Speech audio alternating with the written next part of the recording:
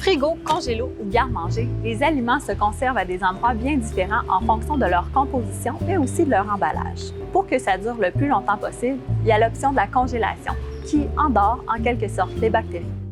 Sinon, as-tu déjà vu tes parents ou même tes grands-parents mettre de la sauce à spaghetti, des fruits et même des légumes dans des pots de vitre avec des petits couvercles métalliques comme ça? Ça s'appelle l'apertisation.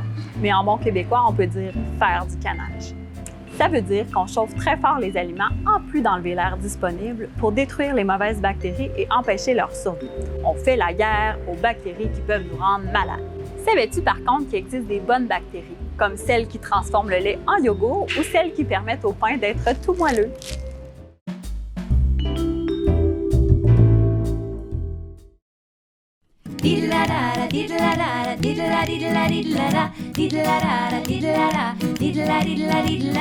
C'est le bon temps de récolter, transformer les aliments. C'est le bon temps de conserver et congeler dans les contenants. Oh maman, elle faisait ça, des sauces et des confitures. En plein hiver dans le froid, on ne manque pas de nourriture. Si tu oublies ta boîte à lunch pendant la semaine de relâche, c'est certain qu'il y aura des microbes. Mange pas ça, c'est dégueulasse.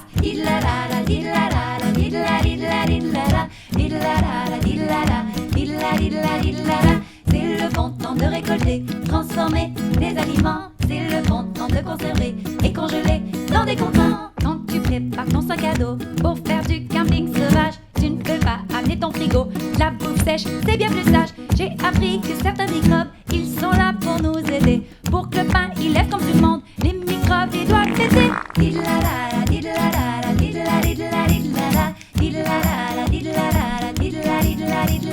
C'est le bon temps de récolter, transformer les aliments. C'est le bon temps de conserver et congeler dans des contenants. C'est le bon temps de récolter, transformer les aliments. C'est le bon temps de conserver et congeler dans des contenants. Et congeler dans des contenants. Et congeler dans des contenants.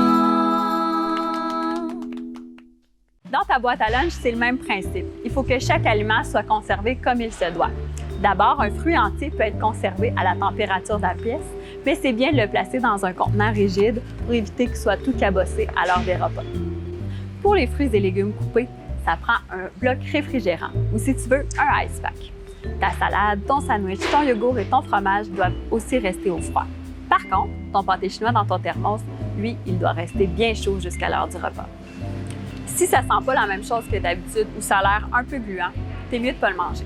Tu risquerais une toxi-infection alimentaire. Ça veut dire avoir mal au ventre et même au cœur. Urk. N'oublie pas aussi de nettoyer ta boîte à lunch à tous les jours. Tu voudrais quand même pas que ton petit dégât de yogourt du mardi se frotte sur ta pomme du mercredi. La conservation, pense-y!